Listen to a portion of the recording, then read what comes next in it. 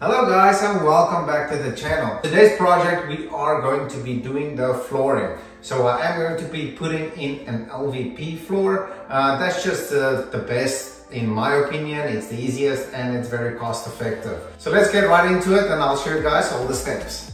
Okay, so I'm quickly going to show you guys the flooring we're going to be putting in. So it's this light wood natural kind of color that we're going for. I think it's going to blend in well with the whites and the blacks. It is a luxury vinyl waterproof plank, so it's very durable, scratch resistance, all the good things.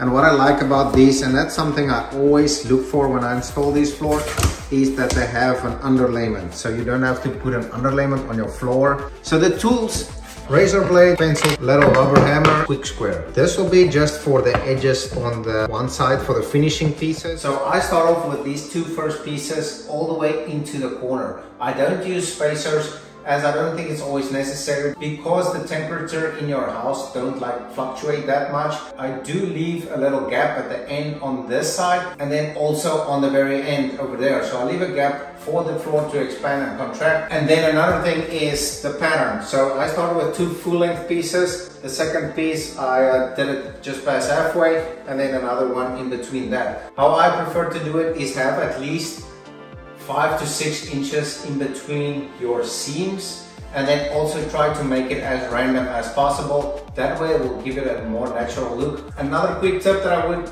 recommend you guys to have a little piece of offcut.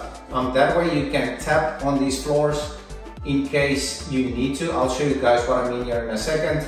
I think the offcut piece of wood, you can lock it into those seams without damaging it. I've had experience before where I use the flooring tools, and when I hit it, it will break these edges off, and that's what you don't want because then the floor is unusable. Some of these locking systems work different for different companies and brands, but I'm going to show you guys how this one specifically works.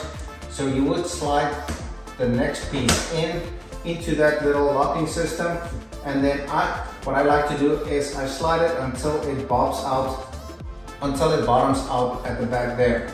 So it's basically in those seams, but as you guys can see, it is off the ground. And the reason for that is I need to hit it in a little bit. So I'm gonna show you guys why this off-cut piece of wood is needed. So I'm gonna put some weight on this floor, so when I hit it, it don't move and adjust around. So I'm gonna start in the back here, and then just tap it all along. I'll quickly show you guys how easy it is to cut this LVP flooring. So you don't need a miter saw or anything like that. You just need a razor blade and a quick square. So what I'm gonna do is I'm gonna cut a piece over here, that length, that's gonna be my starter piece. And you just score it one time. Just like that. So all you gotta do, turn it around, and then you just, and there it snaps. And then you just cut this backing, and there's your piece. Super clean, and you're ready to go. Okay, so now we came to a point where I need to notch this floor. I prefer to mark it right here instead of measuring. I just think it's a lot more accurate and a lot easier saving your time than to measure and copy, measure and copy. So I mark it where that is gonna be. And then for the front piece, I just slide it all the way back. And then that's where it's supposed to be in its spot. And I'm gonna notch it right there. So I got my notch in. I did use a table saw because I have it. If you don't have a table saw, you can also score it with your blade. So let's see how it fits. Pretty happy about that. And we can keep on rolling. So as you guys can see, it is too long. So instead of using a measuring tape, I'm just gonna flip it around and then measure it like that. So I'm gonna make it go all the way till there. And then this is gonna be where I cut it off. So let's see if I cut it, how it fits. Perfect. Okay, so for this floor vent, I am definitely gonna have to measure it out to make sure I make the hole in the right spot. I'm happy that it's right over the middle of this plank. Sometimes it works out where it's halfway or just the edge.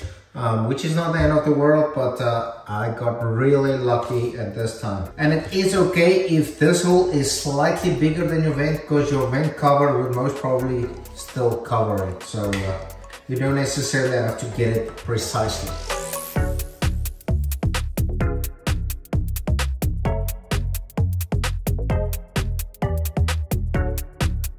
Okay, so for this, I am going to be using this oscillating tool. I think it's going to be easier. You can do it different ways. You can drill a hole and then do it with a jigsaw. Any way you prefer, or whatever is the easiest for you. There's no right or wrong. So I'm just going to go ahead and start cutting with this oscillating tool, and hopefully we measure it right. Probably should have done this outside.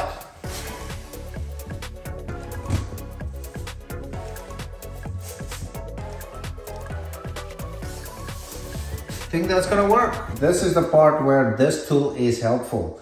Usually you would put it right on there and then knock it in like that. However, that could risk you damaging this lip, and then your flooring is no good. So what I like to do is I use this off-cut piece and then I slide it in there where it's supposed to be, and then I hit on that. And that way you don't damage this locking system. And like I said, if you cut it a little bit bigger, that's no big deal, because this air vent is gonna be covering it anyway. So I think we did pretty good.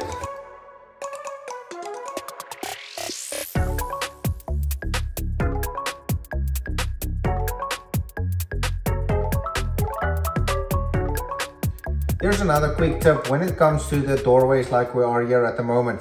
I personally think it looks a lot better if your floor goes underneath this doorway instead of going around and you have little gaps there. So in order to do this and have it cut out, I would recommend use this oscillating tool and a little piece of offcut of your flooring. That way you can slide it up against your doorway, and then you can cut it exactly the height you need for your floor to slide it in underneath it. So in my case, my previous owner decided that to just leave it short, so I'm gonna have to deal with that later. However, my floor would be able to slide underneath it all the way through.